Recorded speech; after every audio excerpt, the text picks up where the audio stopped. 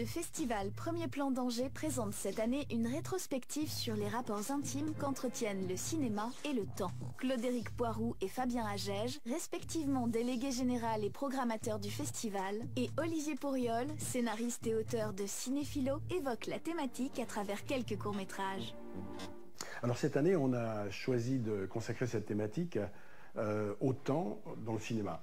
Et on est parti de deux expressions, l'une de Serge Damnée, l'invention du temps, le cinéma c'est l'invention du temps, et une autre d'André Bazin d'ailleurs, qui dit le cinéma c'est l'art du temps. Le cinéma c'est avec complète évidence un art du temps, comme la musique, puisque ça a besoin de temps pour se déployer. Et par définition, on ne sait pas ce qu'il y aura après, et surtout on n'est pas libre de circuler dans le film.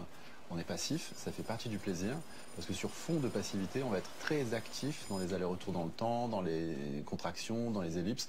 Donc c'est un jeu, ça consiste à offrir des effets comme ça qui permettent de modifier la manière dont le temps s'écoule pour pouvoir développer la perception naturelle, l'enrichir.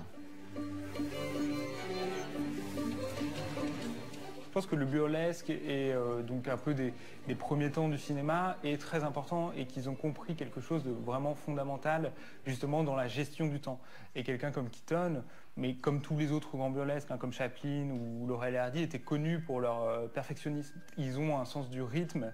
C'est vrai qu'il y a l'idée dans le cinéma burlesque d'un temps qui devient précipité, qui s'affole, et aussi d'un temps, il me semble, en un sens qui dérape. Dans le film burlesque, il y a aussi l'idée que le temps c'est un ennemi et que les choses en fait ont leur durée propre et qu'elles s'opposent à nos plans. Buster Keaton qui essaye de construire sa maison, qui n'y arrive pas, etc. On voit que les choses sont animées par un temps contraire. Donc on voit s'affronter le temps du projet et le temps des choses. Et au delta de cet affrontement, il y a le film. Là, pour reprendre une idée connue de Truffaut, on fait la mise en scène contre le scénario et le montage contre la mise en scène. Le temps au cinéma, ça se joue évidemment au tournage, parce que les choses peuvent s'inventer sur le plateau, et justement, tous les grands cinéastes hollywoodiens classiques ne tournaient que sous un seul angle ou des choses comme ça, parce qu'ils savaient que sinon on allait remonter le film dans leur dos, et en un sens, lui enlever sa temporalité. On peut évidemment considérer que la manière dont le temps passe au cinéma est liée au montage, mais ce serait méconnaître qu'il y a un temps propre à chaque plan ou à chaque séquence. Et c'est Tarkovsky qui, dans un livre qui s'appelle Le temps scellé, parle de ça.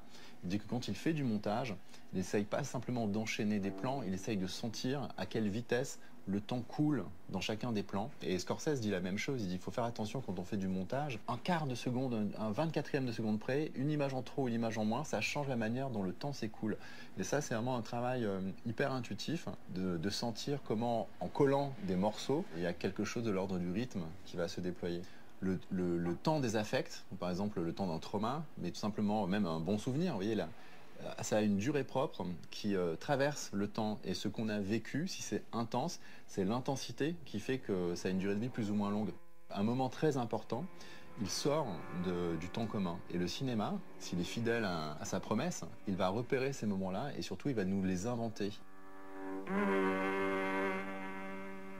Le fait de raconter une histoire sur 1h30, etc., en faisant des ellipses, en coupant des choses, en faisant des raccords même émotionnels, au fond dans un film c'est ce qu'on fait, eh ben, c'est très proche de la logique du rêve. C'est exactement ça le problème d'un cinéaste, c'est de prendre cette durée du rêve et de la rendre partageable. C'est pour ça qu'on dit des cinéastes que ce ne sont pas des rêveurs mais des réalisateurs, parce que c'est comme si la durée propre au rêve, il voulait la rendre universelle, alors que par définition, ça ne concerne qu'une personne.